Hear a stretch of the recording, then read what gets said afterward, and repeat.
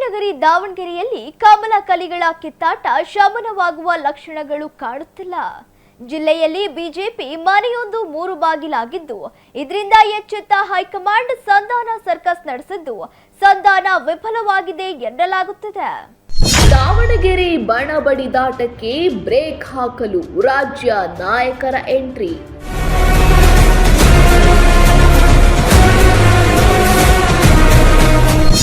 ಎರಡೂ ಕಡೆ ಪ್ರತ್ಯೇಕ ಸಭೆ ನಡೆಸಿದ ರಾಜ್ಯ ನಾಯಕರು.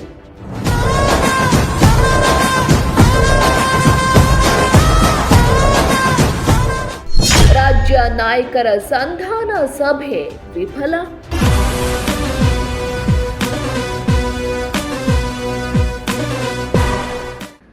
ಬೆಣ್ಣಿನಗರಿ ದಾವಣಗೆರೆ ಜಿಲ್ಲಾ ಬಿಜೆಪಿ ಮನೆಯೊಂದು ಮೂರು ಬಾಗಿಲಾಗಿದ್ದು, ಒಂದೆಡೆ ಜಿಎಂ ಸಿದ್ದೇಶ್ವರ್ ಬಣ, ಇನ್ನೊಂದೆಡೆ ಎಸ್ಎ ರವೀಂದ್ರನಾಥ್ ಬಣ ಎಂದು ಎರಡು ಬಣಗಳಾಗಿದ್ದು, ಇವರಿಬ್ಬರ ನಡುವೆ ಶೀತಲ ಸಮರ ಬೀದಿಗೆ ಬಿದ್ದಿದೆ. ಲೋಕಸಭಾ ಚುನಾವಣೆ ಬಳಿಕ ಎರಡು ಬಣಗಳ ನಡುವಿನ ಕಿತ್ತಾಟ ತಾರಕಕ್ಕೇರಿದ್ದು, ಕೊನೆಗೆ ರಾಜ್ಯ ಸಂಧಾನ ಕೂಡ ನಡೆದಿತ್ತು ಎನ್ನಲಾಗುತ್ತಿದೆ. ಇದಾದ ಬಳಿಕ ಎರಡು ಬಣಗಳ ನಾಯಕರು ಒಂದೇ ವೇದಿಕೆಯಲ್ಲಿ ಕಾಣಿಸಿಕೊಳ್ಳಲು ಆರಂಭಿಸಿದರು. ಅಷ್ಟೇ ಅಲ್ಲದೆ ಶಾಮನೂರು ಶಿವಶಂಕರಪ್ಪ ಅವರ ನಿಧನರಾದ ಬಳಿಕ ದಕ್ಷಿಣ ವಿಧಾನಸಭಾ ಕ್ಷೇತ್ರಕ್ಕೆ ಉಪಚುನಾವಣೆಗೆ ನಡೆಯಲಿದ್ದು, ಎರಡು ಬಣಗಳು ಒಟ್ಟಿಗೆ ಸೇರಿ ಚುನಾವಣೆ ಮಾಡಬೇಕೆಂದು ನಿರ್ಧಾರ ಕೂಡ ಮಾಡಿದರಂತೆ. ಆದರೆ ಇತ್ತೀಚೆಗೆ ಹೊನ್ನಾಳಿಯಲ್ಲಿ ಎಂಪಿ ರೇಣುಕಾಚಾರ್ಯ ಅವರ ಜನ್ಮದಿನದ ಸಮಾರಂಭದಲ್ಲಿ ಮಾಜಿ ಸಿಎಂ ಬಿಎಸ್ ಯಡಿಯೂರಪ್ಪ ದಾವಣಗೆರೆ ಜಿಲ್ಲೆಯ ಕೆಲ ವಿಧಾನಸಭಾ ಕ್ಷೇತ್ರಗಳ ಅಭ್ಯರ್ಥಿಗಳನ್ನ ಗೆಲ್ಲಿಸಿಕೊಂಡು ಬರುವಂತೆ ಕೇಳುವ ಮೂಲಕ ಅಭ್ಯರ್ಥಿಗಳ ಹೆಸರು ಘೋಷಣೆ ಮಾಡಿದರು. ಇದು ಜಿಎಂ ಸಿದ್ದೇಶ್ವರ್ ಬಣದ ಕಣ್ಣು ಕೆಂಪಾಗುವಂತೆ ಮಾಡಿತ್ತು. ಒಂದು ವೇಳೆ ರೇಣುಕಾಚಾರ್ಯರು ಏನು ಕೆಲಸವನ್ನು ಮಾಡಿದ್ದಾರೆ ಅದರ ಬಗ್ಗೆ ನಾನು ವಿವರ ಕೇಳಕ್ಕೆ ಹೋಗೋದಿಲ್ಲ.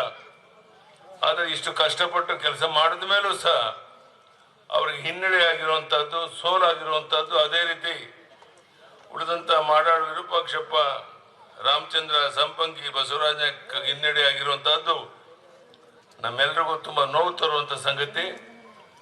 ನಾನು ಈ ಸಭೆಯಲ್ಲಿ ಇಷ್ಟೇ ನಿಮ್ಮಲ್ಲಿ ವಿನಂತಿ ಮಾಡುವಂಥದ್ದು, ಇವತ್ತಿನಿಂದ ಪ್ರಯತ್ನ ಮಾಡಿ ರೇಣುಕಾಚಾರ್ಯರು ಸೇರಿ ಮಾಡಾಳು ವಿರೂಪಾಕ್ಷಪ್ಪ, ರಾಮಚಂದ್ರ ಸಂಪಂಗಿ, ಬಸವರಾಜ ನಾಯ್ಕ ಎಲ್ಲರೂ ಸಹ ಶಾಸಕರ ಆಯ್ಕೆ ಬಂದಾಗ ನಾವು ಕರ್ನಾಟಕ ರಾಜ್ಯದಲ್ಲಿ 140-150 ಹೆಚ್ಚು ಶಾಸಕರನ್ನು ಗೆದ್ದು ಕರ್ನಾಟಕದಲ್ಲಿ ಬಿಜೆಪಿ ಸರ್ಕಾರವನ್ನು ಮಾಡುವಂಥದ್ದು ಸೂರ್ಯ ಚಂದ್ರ ಎಷ್ಟಿರುವಂಥದ್ದು ಸತ್ಯನೋ ಅಷ್ಟೇ ಸತ್ಯ ಅನ್ನೋ ವಿಶ್ವಾಸ, ನಂಬಿಕೆ ನನಗಿದೆ.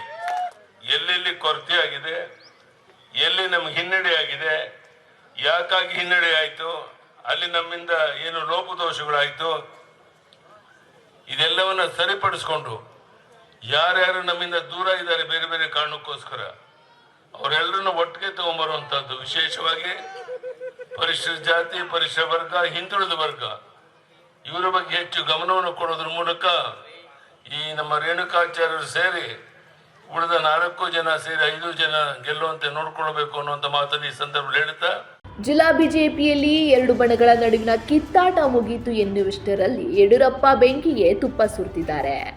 ಇದರಿಂದಾಗಿ ಮತ್ತೆ ಬಣ ಬಡಿದಾಟ ಆರಂಭವಾಗಿದೆ. ಇತ್ತ ಯಡಿಯೂರಪ್ಪ ಅಭ್ಯರ್ಥಿಗಳ ಘೋಷಣೆ ಮಾಡುತ್ತಿದ್ದಂತೆ ಅತ್ತ ಆಕಾಂಕ್ಷಿಗಳು ಜಿಎಂಐಟಿಯಲ್ಲಿ ತಮ್ಮ ಬೆಂಬಲಿಗರೊಂದಿಗೆ ಆಗಮಿಸಿ ಶಕ್ತಿ ಪ್ರದರ್ಶನ ಮಾಡಿದರು. ಇದರಿಂದ ಎಚ್ಚೆತ್ತುಕೊಂಡ ಹೈಕಮಾಂಡ್ ಎರಡು ಬಣವನ್ನ ಒಂದು ಮಾಡಲು ರಾಜ್ಯ ಉಸ್ತುವಾರಿ ರಾಧಾ ಮೋಹನ್ ದಾಸ್ ಅಗರ್ವಾಲ್, ರಾಜ್ಯಾಧ್ಯಕ್ಷ ಬಿವೈ ವಿಜೇಂದ್ರ, ಪ್ರೀತಂ ಗೌಡ ಜಿಎಂಐಟಿಗೆ ಆಗಮಿಸಿ ಜಿಎಂ ಸಿದ್ದೇಶ್ವರ್ ನೇತೃತ್ವದಲ್ಲಿ ಸಭೆ ನಡೆಸಿದರು.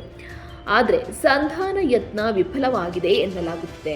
ದಾವಣಗೆರೆ ಜಿಲ್ಲೆಯ ಇಂದಿನ ಸಂಘಟನಾತ್ಮಕ ಸಭೆ ಸೇರಿದಂತೆ ಮುಂಬರುವಂಥ ದಕ್ಷಿಣ ಚುನಾವಣೆಯ ಬಗ್ಗೆ ರಾಷ್ಟ್ರೀಯ ನಾಯಕರು ಸೇರಿದಂತೆ ರಾಜ್ಯಾಧ್ಯಕ್ಷರ ನೇತೃತ್ವದಲ್ಲಿ ನಮ್ಮ ಎಲ್ಲ ದಾವಣಗೆರೆಯ ನಾಯಕರ ಒಂದು ಅಭಿಪ್ರಾಯಗಳ ಜೊತೆಯಾಗಿ ಯಾವ ರೀತಿಯಾಗಿ ಮುಂದೆ ತಗೊಂಡು ಹೋಗಬೇಕು ಅನ್ನೋದ್ರ ಬಗ್ಗೆ ಚರ್ಚೆ ಆಗಿದೆ. ಭಾಳ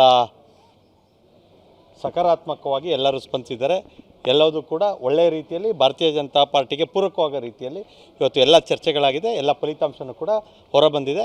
ಇದನ್ನು ಸೌತ್ ಚುನಾವಣೆಯಲ್ಲಿ, ದಕ್ಷಿಣದ ಚುನಾವಣೆಯಲ್ಲಿ BJP ಪರವಾದ ಫಲಿತಾಂಶ ಬರೋದ್ರ ಮುಖೇನ ಇವತ್ತೇನು ಸಭೆ ನಡೀತು ಆ ಎರಡೂ ಸಭೆಗಳ ಫಲಿತಾಂಶವನ್ನು ಮುಂದಿನ ರಿಸಲ್ಟ್ನಲ್ಲಿ ನೋಡ್ತೀರಿ. ಮುಂಬರುವಂಥ 2028 ಚುನಾವಣೆಯನ್ನು ಸೇರಿದಂತೆ 7 ಗೆಲ್ಲೋದ್ರ ಜೊತೆಯಾಗಿ ಮೊದಲನೇದು ನಮ್ಮ ಕಣ್ಮುಂದೆ ಇರುವಂಥದ್ದು ದಕ್ಷಿಣದ ಚುನಾವಣೆ, ಉಪಚುನಾವಣೆ. ಆ ಚುನಾವಣೆಯಲ್ಲಿ ನಮ್ಮೆಲ್ಲ ದಾವಣಗೆರೆ ಜಿಲ್ಲೆಯ ನಾಯಕರ ನೇತೃತ್ವದಲ್ಲಿ ಆ ಚುನಾವಣೆಯನ್ನು ಗೆಲ್ತೀವಿ. ಇಲ್ಲ, ಅಭಿಪ್ರಾಯ ಭಿನ್ನಗಳಿರುತ್ತೆ, ಅನೇಕ ಅಹವಾಲುಗಳಿರುತ್ತೆ. ಭಾಳ ನಮ್ಮ ಮನೆ ಕಾರ್ಯಕರ್ತರು ಅವ್ರೇನು ಅಭಿಪ್ರಾಯಗಳಿರುತ್ತೆ ಅಭಿಪ್ರಾಯವನ್ನು ತಿಳಿಸೋವಂಥ ಕೆಲಸವನ್ನು ಮಾಡಿದ್ದಾರೆ. ಭಾಳ ಶಾಂತಚಿತ್ತವಾಗಿ 2 ಗಂಟೆಗಳ ಕಾಲ ಎಲ್ಲವನ್ನು ಆಲಿಸಿ ಅವರ ಅಭಿಪ್ರಾಯವನ್ನು ಕೂಡ ಮನ್ನಣೆಗೆ ತೆಗೆದುಕೊಂಡು ಯಾವೆಲ್ಲ ಸಂಘಟನಾತ್ಮಕ ಬದಲಾವಣೆಗಳಾಗಬೇಕು ಅಂತೇಳಿ ಹೇಳಿ ಒಂದು ಮನೆ ಮೇಲೆ 3 ಜನ ಅಣ್ಣ ತಮ್ಮದಿರಿದ್ರೇ ಅದರಲ್ಲಿ ಅಭಿಪ್ರಾಯ ಭಿನ್ನ ಇರುತ್ತೆ. ಅಂಥದ್ರಲ್ಲಿ ಭಾರತೀಯ ಜನತಾ ಪಾರ್ಟಿ ದೇಶ ಅಲ್ಲ ಇಡೀ ಪ್ರಪಂಚದಲ್ಲೇ ಒಂದು ದೊಡ್ಡ ರಾಜಕೀಯ ಪಕ್ಷ. ಅದು ದಾವಣಗೆರೆನೂ ಸೇರಿದಂತೆ ತಾನೇ ಭಾರತ ದೇಶ ಅಂತ ಹೇಳಿದರೆ, ಅದೇ ರೀತಿಯಲ್ಲಿ ನಮ್ಮಲ್ಲಿ ಹೆಚ್ಚು ಕಾರ್ಯಕರ್ತರಿರೋ ಕಾರಣ ಸಹಜವಾಗಿ ಅಭಿಪ್ರಾಯ ಭಿನ್ನಗಳಿರುತ್ತೆ. ಭಿನ್ನಾಭಿಪ್ರಾಯ ಅಲ್ಲ, ಬೇರೆ ಪಕ್ಷದಲ್ಲಿ ಭಿನ್ನಾಭಿಪ್ರಾಯಗಳು, ನಮ್ಮಲ್ಲಿ ಅಭಿಪ್ರಾಯ ಭಿನ್ನ. ಎಲ್ಲರೂ ಪಕ್ಷಕ್ಕೆ ಪೂರಕವಾಗಿ ಮಾತನಾಡಿದ್ದಾರೆ. ಇದರ ರಿಸಲ್ಟನ್ನು ನೀವು ನೋಡ್ತೀರಿ. 2 ತಂಡ ಅಂತೇಳಿ ನೀವೇನು ಹೇಳ್ತೀರಿ, ಅವರೆಲ್ಲರೂ ಒಗ್ಗಟ್ಟಾಗೇ ಭಾರತೀಯ ಜನತಾ ಪಾರ್ಟಿ ದಾವಣಗೆರೆ ಘಟಕ ಇದೆ. ಅವರ ನೇತೃತ್ವದಲ್ಲಿ ಚುನಾವಣೆಯನ್ನು ಭಾಳ ಅದ್ದೂರಿಯಾಗಿ ಮಾಡ್ತೀವಿ. ರಿಸಲ್ಟನ್ನು ಕಾರ್ಯಕರ್ತ ಮಾತಾಡಿ ಅವ್ರು ಘೋಷಣೆ ಮಾಡಿದ್ಮೇಲೆ ನಾನು ಹೇಳ್ತೀನಿ. ಅದೆಲ್ಲ ನಾನು ಹೇಳಲ್ಲ.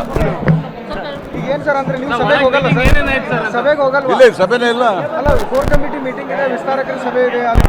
ಇಲ್ಲಪ್ಪ, ಯಾವುದು ಮೀಟಿಂಗ್ ಇಲ್ಲ. ಟೀ ಕುಡಿದ್ವಿ, ಊಟ ಮಾಡಿದ್ವಿ, ಮಾತಾಡಿದ್ವಿ, ಜನರಲ್ಲಾಗಿ ಬಂದ್ವಿ.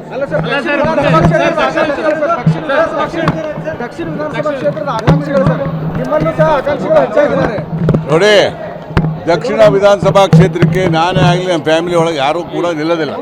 ನಮ್ಮ ಕಾರ್ಯಕರ್ತರು ಮಾತ್ರ ಕೊಡಬೇಕು ಅಂತ ಹೇಳಿದ್ವಿ. ಅದು ತೀರ್ಮಾನ ಅವ್ರು ತಗೊಂತಾರೆ.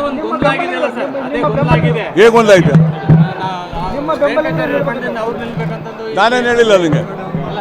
ರೇಣುಕಾಚಾರ್ಯ ಹೇಳೇ ಹೇಳ್ತಾರೆ. ನಾನೇ ಇಂಥ ಟಿಕೆಟ್ ಕೊಡದೆ ಅಂತ ಹೇಳಿಲ್ಲಲ್ಲ. ಟಿಕೆಟ್ ಆಕಾಂಕ್ಷಿಗಳ ಜೊತೆ ಸಭೆ ಮಾಡಿದ್ರು ರಾಜ್ಯಾಧ್ಯಕ್ಷರು, ರಾಜ್ಯ ಉಸ್ತುವಾರಿಗಳು. ಆದ್ರೆ ನಿಮ್ಮ ಜೊತೆ ಗುರುತಿಸಿಕೊಂಡಂತ ನಾಯಕರು, ಆಕಾಂಕ್ಷಿಗಳು ಆ ಸಭೆಗೆ ಹೋಗಿರ್ಲಿಲ್ಲ. ಇಲ್ಲಿದ್ರಲ್ಲ, ಅದಕ್ಕೆ ಏನ್ ಹೇಳಿ ಇಲ್ಲಿದ್ರು. ಇಲ್ಲಿ ಒಂದು ಮೀಟಿಂಗ್ ಮಾಡಿದ್ರೆ ಸರ್ ಅವ್ರ ಜೊತೆ ಮಾಡಿ. ಈಗ ನಿಮ್ಮದು ಅಂದ್ರೆ ಟಿಕೆಟ್ ವಿಚಾರದಲ್ಲಿ ಈಗ ಯಾಕಂದ್ರೆ ನಾನು ಹೇಳಲ್ಲ, ನಾನು ರೇಣುಕಾಚಾರ್ಯ ಅಲ್ಲ, ಗೊತ್ತಾ? ನಾನು ಹೇಳಲ್ಲ. ನಾನೇದು ಕೂಡ ರಾಜ್ಯದ ನಾಯಕರು ಮಾತ್ರ, ರಾಷ್ಟ್ರ ನಾಯಕರ ಕುಂತು ಚರ್ಚೆ ಮಾಡಿ ಮಾತಾಡೋಣ ಹೊರತು ಮಾಧ್ಯಮಕ್ಕೆ ಕೊಟ್ಟು ಹಗರಾಗಕ್ಕೆ ನಾನು ಸಾಧ್ಯವಿಲ್ಲ. ಇಲ್ಲಪ್ಪ, ನಾವೇನು ಮಾತಾಡಿಲ್ಲ. ಕೂಗ್ತಾರೆ, ಒಳ್ಳೆ ಕತೆ ಆತಲ್ಲ. ಗೊತ್ತಿಲ್ಲ, ಅಲ್ಲೇ ಅದ ವಿಜಯೇಂದ್ರ ಅವರು ಹೊರಕ್ಕೆ. ಇವ್ರನ್ನೆಲ್ಲ ಬಿಟ್ಟು ಹೆಂಗಪ್ಪ ಹೋಗೋಣ? ಮೊದಲು ಖಾಸಗಿ ರೆಸಾರ್ಟ್ನಲ್ಲಿ ಎಂಪಿ ರೇಣುಕಾಚಾರ್ಯ ಬಣದ ಜೊತೆಗೆ ಅಗರ್ವಾಲ್ ಹಾಗೂ ವಿಜಯೇಂದ್ರ ಸಭೆ ನಡೆಸಿದ್ದಾರೆ. ಬಳಿಕ ಜಿಎಂಐಟಿ ಗೆಸ್ಟ್ ಹೌಸ್ನಲ್ಲಿ ಜಿಎಂ ಸಿದ್ದೇಶ್ವರ್ ಬಣದ ಜೊತೆ ಸಂಧಾನ ಮಾತುಕತೆ ನಡೆಸಿದ್ರು. ಈ ವೇಳೆ ಕಾರ್ಯಕರ್ತರು ರೇಣುಕಾಚಾರ್ಯ ಹಠಾವೋ, ಬಿಜೆಪಿ ಬಚಾವೋ ಎಂದು ಘೋಷಣೆ ಕೂಗಿದ್ರು. ಬಳಿಕ ವಿಜಯೇಂದ್ರ ಕಾರಿಗೆ ಮುತ್ತಿಗೆ ಯತ್ನವನ್ನು ನಡೆಸಿದ್ರು. ಈ ವೇಳೆ ವಿಜಯೇಂದ್ರ ಪ್ರೀತಂ ಗೌಡ ಎಷ್ಟೇ ಮನವೊಲಿಸಿದ್ರು, ಜಿಎಂ ಸಿದ್ದೇಶ್ವರ್ ಮಾತ್ರ ಕಾರ್ ಹತ್ತದೆ ಗುಂಡಿ ಮಹಾದೇವಪ್ಪ ಕಲ್ಯಾಣ ಮಂಟಪದಲ್ಲಿ ಹಮ್ಮಿಕೊಂಡಿದ್ದ ಬೂತ್ ಮಟ್ಟದ ಕಾರ್ಯಕರ್ತರ ಹಾಗೂ ವಿಸ್ತಾರಕರ ಅಭಿನಂದನಾ ಸಮಾವೇಶಕ್ಕೆ ತೆರಳದೆ ಕಾರ್ಯಕ್ರಮದಿಂದ ದೂರ ಉಳಿದ್ರು. ಇಷ್ಟೆಲ್ಲ ಆದರೂ ಎಲ್ಲವನ್ನ ಸರಿ ಮಾಡ್ತೇವೆ ಎಂದು ವಿಜಯೇಂದ್ರ ಹೇಳಿದರೆ ನನ್ನನ್ನು ಉಚ್ಚಾಟನೆ ಮಾಡಲು ಯಾರಿಂದಲೂ ಸಾಧ್ಯವಿಲ್ಲ ಎಂದು ರೇಣುಕಾಚಾರ್ಯ ಹೇಳಿದರು. ಏನೇನಾಗಿದೆ ಅನ್ನೋದಕ್ಕಿಂತ ಹೆಚ್ಚಾಗಿ ಏನು ಸಣ್ಣ ಪುಟ್ಟ ಸಮಸ್ಯೆಗಳಾಗಿತ್ತು ಅದನ್ನು ಬಗೆಹರಿಸೋದಂಥ ಕೆಲಸವನ್ನು ನಾನು, ನಮ್ಮ ರಾಷ್ಟ್ರೀಯ ಪ್ರಧಾನ ಕಾರ್ಯದರ್ಶಿಗಳಾಗಿರುವಂಥ ರಾಜ್ಯದ ಉಸ್ತುವಾರಿಗಳು ರಾಧಾ ಮೋಹನ್ ದಾಸ್ ಅಗರ್ವಾಲ್ ಅವರು, ಎಲ್ಲರ ಸಿದ್ದೇಶಣ್ಣ ಅವರ ಆದಿಯಾಗಿ ರೇಣುಕಾಚಾರ್ಯ, ನಮ್ಮ ಶಿವಯೋಗಿ ಸ್ವಾಮಿಯವರು ಎಲ್ಲರ ಜೊತೆನೂ ಕೂತು ಚರ್ಚೆ ಮಾಡಿದ್ದೇವೆ. ಎಲ್ಲವೂ ಕೂಡ ಬಗೆಹರಿತದೆ. ಎಲ್ಲವೂ ಕೂಡ ಬಗೆಹರಿತದೆ ಅಂತ ತಲೆ ಕೆಡಿಸ್ಕೊಳ್ತಕ್ಕಂಥದ್ದೆಲ್ಲ. ನಾವು ಇವತ್ತು ಮಾತನಾಡಿರುವಂಥದ್ದು ಇಷ್ಟೇ. ಉಪಚುನಾವಣೆ ಇವತ್ತೇ ನಮ್ಮ ಕಣ್ಮುಂದಿದೆ. ದಾವಣಗೆರೆ ದಕ್ಷಿಣ ವಿಧಾನಸಭಾ ಕ್ಷೇತ್ರದ ಉಪಚುನಾವಣೆ.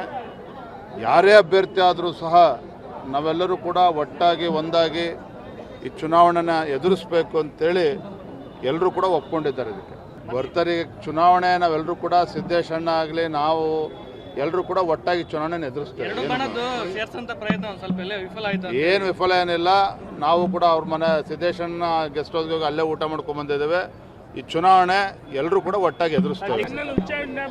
ಹೊನ್ನಾಳಿ ನ್ಯಾಮತಿ ತಾಲೂಕು ಜನತೆ ಯಾರೋ ಈಗ ರೇಣುಕಾಚಾರ್ಯ ಆಟೋ ಬಿಜೆಪಿ ಬಚಾವ್. ನಾನು ಬಿಜೆಪಿ ಕಾರ್ಯಕರ್ತ, ನಿಷ್ಠಾವಂತ. ನನ್ನ ಜನ 3 ಬಾರಿ ಶಾಸಕನ ಮಾಡಿದ್ರೆ 2 ಬಾರಿ ಸೋದ್ರು, ಗೌರವ ಸೋತೀನಿ. ನನ್ನ ಹೊನ್ನಾಳಿ ನ್ಯಾಮತಿ ಅವಳಿ ತಾಲೂಕಿನ ಜನತೆ ನನಗೆ ದೇವ್ರ ಸಮಾನ. ಈ ಯಾವೋ ವರಿನ ಧಿಕ್ಕಾರ ಕೂತ ರೇಣುಕಾಚಾರ್ಯ ಜಗ್ಗಲ್ಲ, ಬಗ್ಗಲ್ಲ, ಕುಗ್ಗಲ್ಲ. ರೇಣುಕಾಚಾರ್ಯನೇ.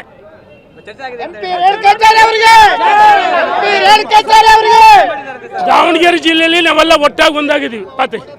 ಒಟ್ಟಿನಲ್ಲಿ ರಾಜ್ಯ ನಾಯಕರ ಭೇಟಿಯಿಂದ ದಾವಣಗೆರೆ ಬಿಜೆಪಿ ದೋಸ್ತಿ ಗಟ್ಟಿಯಾಗುತ್ತೆ ಅಂದುಕೊಂಡಿದ್ದ ಕಾರ್ಯಕರ್ತರಿಗೆ ನಿರಾಸೆಯಾಗಿದೆ. ಭಿನ್ನಮತೀಯರ ನೋ ಕಾಂಪ್ರಮೈಸ್ ಧೋರಣೆ ವಿಜಯೇಂದ್ರ ಅವರಿಗೆ ಸವಾಲಾಗಿ ಪರಿಣಮಿಸಿದ್ದು, ಈ ಭಿನ್ನಮತದ ಬೆಂಕಿ ಮುಂದಿನ ದಿನಗಳಲ್ಲಿ ಯಾವ ತಿರುವು ಪಡೆಯಲಿದೆ ಅನ್ನೋದನ್ನ ಕಾದು ನೋಡಬೇಕಿದೆ.